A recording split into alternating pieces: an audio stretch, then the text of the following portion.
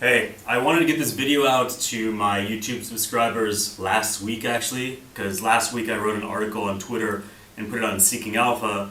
I know I have followers on Seeking Alpha, I have followers on YouTube. It's kind of hard to mix all the same information together so that everybody gets the same info. So this is about a week late, but you're still in time if you want to invest in Twitter. Here's the idea.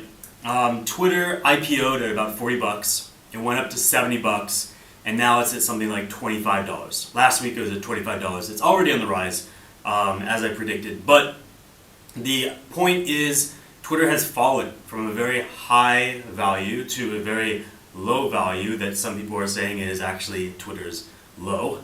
I agree with that. And the reason it has fallen is because Twitter has seen stagnant growth in the US with new users, with new members. Now, why is that a problem? It's really not a problem, and I'm going to explain why in a second. But for many investors, they see stagnant growth in the US as reason to believe that Twitter is never going to be profitable. They've more or less topped off their membership base, and it's going to be hard to get more members.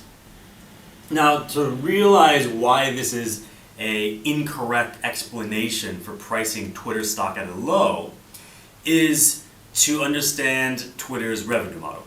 So how are they making money at the moment? Mainly through advertising. 80 to 90% of their money comes from advertising.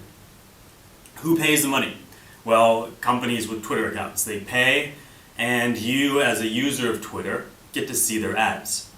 Now here's where the problem, here's where the difference between the people who are bullish on Twitter and bearish on Twitter lies, at least for the fundamental people. If you don't have more members, then you're not going to have enough people to see and click on those ads. So if Twitter's already not profitable and they've topped off the membership, well, there's not going to be more clicking and there's not going to be more money making. But the problem with that is Twitter has been growing, just not in the US. They've been growing outside of the US. Well, doesn't that help? Doesn't any click from anywhere help?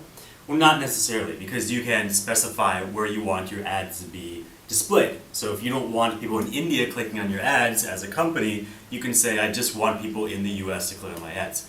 So there again is a problem for Twitter's revenue model. But the main idea behind my bullish thesis is that most people are ignoring that Twitter traffic, the majority of traffic to twitter.com or any other post on Twitter is not from the members of Twitter. It's not from people logged into Twitter. It's from people who don't have accounts or people who have accounts but never use the accounts. If you look at the traffic to Twitter, you'll find that 2/3 of that traffic belongs to people who are not involved with Twitter at all. So we shouldn't be looking at members because members aren't the main driver of revenue. They aren't the main driver of ad clicks. We should be looking at the growth of visitors, which has been growing. So we're looking at the wrong metrics when we say Twitter has topped off and Twitter's not going to continue growing. It is continuing to grow, and that's exactly what this type of stock needs. It's a growth stock. People invest in it because they expect in the future Twitter's going to pay off, just like Amazon did. Okay? Then there's one more thing. There's speculators on Twitter, and those speculators play by buying call options. There's always a huge spike in Twitter call options in January. This isn't true for every stock, but it is true for Twitter. If you look at every year, you'll see a huge spike in call options for January for Twitter. Now, why is this important? Well, it's important because if all of these speculators are buying call options, someone has to write those call options. Someone has to sell those speculators the call options. Who does it? Well, market makers do it.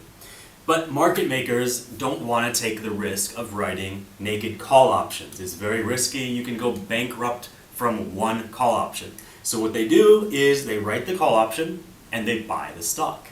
They write the call option and they buy the stock. Now, they might not buy the stock immediately, but they do have a backup plan of buying the stock before the call option expiration date. So as we get closer to January, you're going to see more people, usually market makers, you're going to see the market makers buying Twitter stock. That's going to bring Twitter up regardless of Twitter's earnings, of their membership growth, and all that other stuff. So overall, what I want to tell you is if you're interested in buying Twitter, now is pretty good. It's pretty much the best time to buy it.